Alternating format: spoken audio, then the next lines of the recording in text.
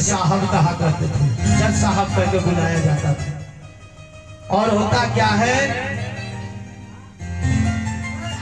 किसी नगर में एक केवट रहता था, वो केवट का नाम भोला था। और भोला नहीं, सचमुच में वो भोला था। देखिए भक्त भगवान ने भक्त को किस प्रकार से उद्धार कर रहे हैं। ऐसी आप में भी मनोवृत्ति होनी चाहिए। ये नहीं कि कथा मार्ग सुन लिए, आज कथा सुन लिए, अरे ये तो फलना घर के ओकरे बहन बेटा है, नहीं, इसको ध्यान से सुनिए और उसको मनन कीजिए। हमारे रिलेशन अलग बात है, लेकिन जो आज हमारे मुखार दिल से लिख रहा है वो हमारे ऊपर प्रभु श्री राम की कृपा है। इसलिए आप लोग सभी इस भक्ति को ध्यान से सुने। और उस भोला नामक इतने भोले थे कि अगर यदि कोई पूछ देता था, क्या भोला आज बाजार जाना है क्या? बोला ठाकुर जी जाने, हमारे राघवेंद्र सरकार जाने। भोला नदी नहाने जाना है क्या? बोला वो हम तो नहीं कर सकते, बोला ठाकुर जी जाने। इतना विश्वास उनको इस कलयुग में भी अब अपने राघवेंद्र सरकार पर था। और इसी प्रकार से कुछ दिन समय व्यतीत हुआ। भोला बेचारा, भोला सचमुच भोला था। उनके दो लड़का, एक लड़की भी था। लड़की भी बड़ी हो गई, विवाह होने के लायक हो गई।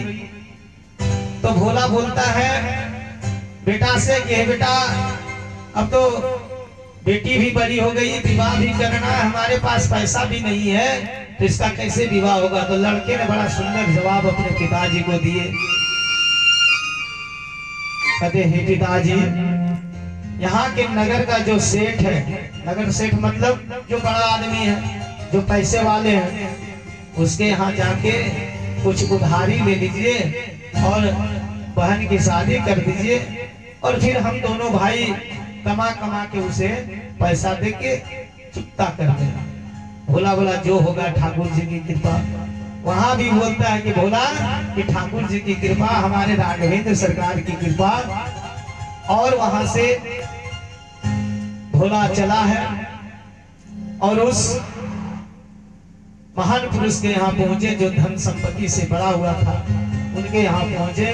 और वहां पहुंचने के बाद कहते हैं कि हे सेठ जी, बात ऐसी है, थोड़ा सा सुनिएगा। बोले क्या बताओ? बोला हमारे बेटी की शादी करनी है और हमें इतना रुपया की जरूरत है, सो आप हमें वो पैसा दे दे, उससे हम अपनी बेटी की शादी करवा लेंगे और बाद में हमारे दो बेटा है, हम लोग तीनों कमा के आपको सारा चुकता कर देंगे। सेठ जी मान गए और उसे 50,000 रुपया दे दिए। और वहां से पैसा ले लेने के पहचान आए, एक कागज में लिखवा दिए कि हाँ मैं फलानी को इतना दिन पैसा कमा के देंगे। इस प्रकार से एक बॉन्ड भरा कर उसमें साइन करवा लिए। और साइन करते समय भी कहते आप जो करेंगे ठाकुर जी। उसके हर समय में राघवेंद्र जी, ठाकुर जी, श्री कृष्ण राम जो करेंगे वही करेंगे, ऐसे भाव उनके अंतर आत्मा में था। और इतनी भक्ति उनके साथ रखते थे भगवान से, उन्हें जान रहे कि जब हमारी भक्ति है तो भगवान अवश्य पूरा करेंगे। और वो भोला पैसा लेके घर गया। घर जाने के बाद बेटी का बड़ा धूमधाम से विवाह हुआ। और विवाह हो जाने के कुछ दिन बीत जाने के पश्चात जब समय हुआ तो दोनों बेटा बढ़िया से कमाकर पापा अपने पिताजी को लाकर, अर्थात भोला जी को लाकर 50,000 रुपया दे दिए और बोले जाइए नगर सेठ को ये पैसा लौटा दीजिए। और जब वहां से भोला गए कि जैसे ठाकुर जी की इच्छा बेटा, तो पैसा लेके उस भोले के पास, उस नगर सेठ के पास पहुंचा और वो पैसा जो है उस नगर सेठ को लौटा दिया। नगर सेठ पैसा को ले लिए। पैसा ले लेने के बाद लिखा हुआ जो कागज था उसको दे दिया। बोला हम तो मूर्ख हैं सेठ जी, हमको क्या ये लिखा हुआ हमको पता नहीं है, ये क्या अटकूट है, जो है सो ठाकुर जी हैं, आप ठाकुर जी जो करेंगे, ये पैसा रख लीजिए। तो सेठ जी को लगा कि ये तो मूर्ख है, अनपढ़ है, गवार है, तो क्यों ना ये चिट्ठा को फिर से गवा कर रख ले। और फिर अगले साल इसके ऊपर चढ़ाई कर दे, दोबारा उन्हें 50,000 मिल जाएगा। मन में ये आ गया सेठ जी को। और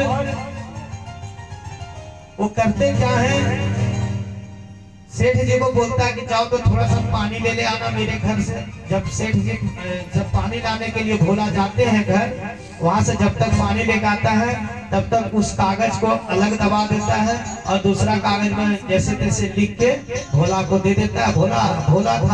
भोला कागज को लिया, सीधा वहां से उठा और ठाकुर जी के द्वार पर रख दिया।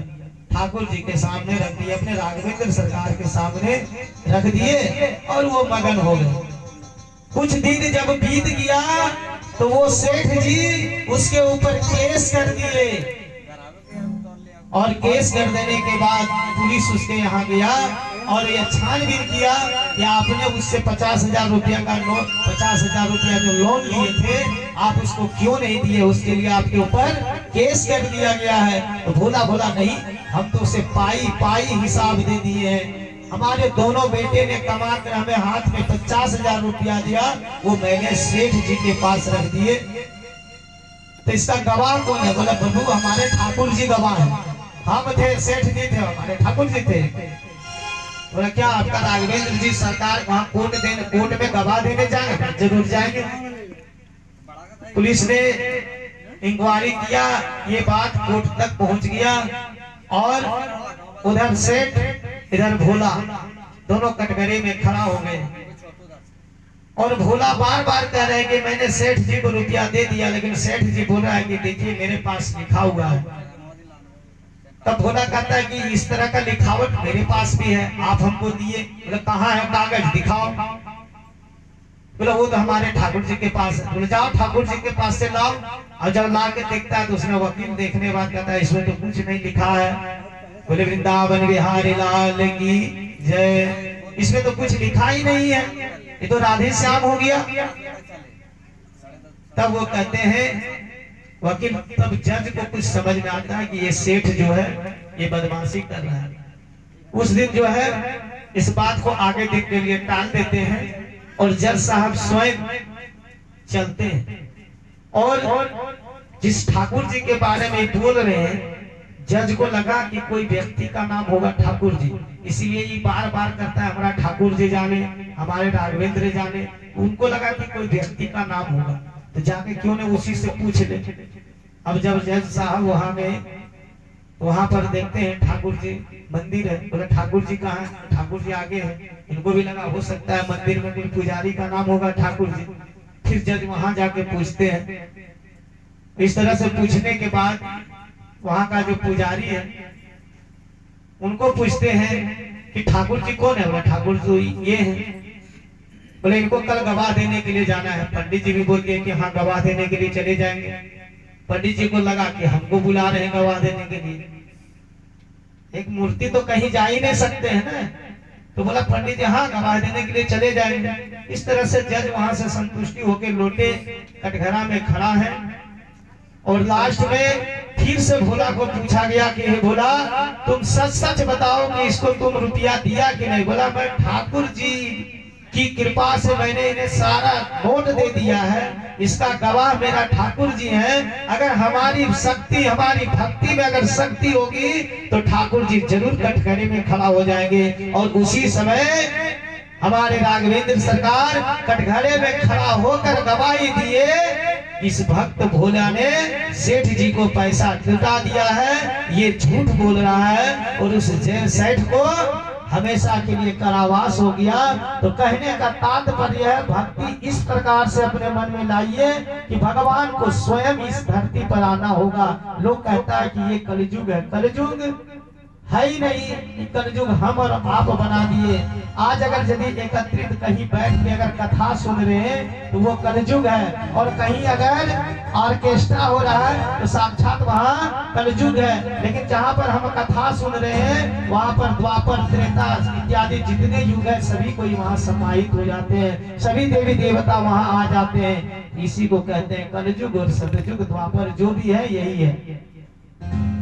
कलयुग केवल नाम यधारा, सुमर सुमर भव उतरहि पावा। कलयुग केवल नाम आधार, मात्र अगर राम नाम का चर्चा हो जाए तो वो कलयुग से भी तर जाता है। इसलिए प्रेम से हम लोग सभी एक बार राधे